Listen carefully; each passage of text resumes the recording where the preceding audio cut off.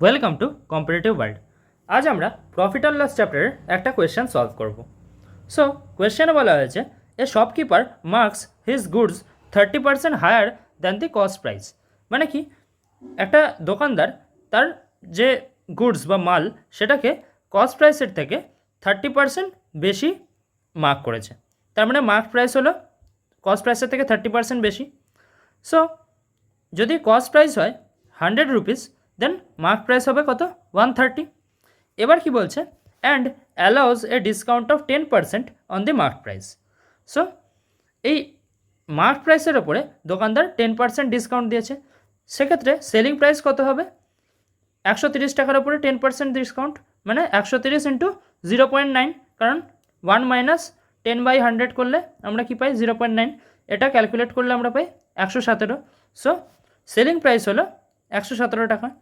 এবার বলছে in order to earn 6.5% more profit, মানে 6.5% বেশি প্রফিট আর্ন করার জন্য what discount percent should he allow on the mark price, মানে 6.5% বেশি প্রফিট কামানোর জন্য কত পার্সেন্ট ডিসকাউন্ট দিতে হবে। এবার আমরা দেখতে পাচ্ছি প্রথম ক্ষেত্রে প্রফিটের পার্সেন্টেজটা কত? 100 টাকার ওপরে 17 টাকা সে লাভ করেছে, selling price 117। So profit percentage হলো 17%। এবার দ্বিতীয় কেসে প্রফিট পার্সেন্টেজ হলো 6.5% বেশি, সো 17 প্লাস 6.5 মানে 23.5%। সো সেকেন্ড ক্ষেত্রে সেলিং প্রাইস কত হবে? 123.5, কারণ 100 টাকার ওপরে 23.5% প্রফিট করেছে। এবার সেক্ষেত্রে ডিসকাউন্ট কত হবে? আমরা জানি মার্ক প্রাইসটা কত? 130, আর সেলিং প্রাইসটা কত? 123.5। সো ডিসকাউন্ট পার্সেন্টেজ হচ্ছে এমপি মানে mark price minus selling price by mark price into 100।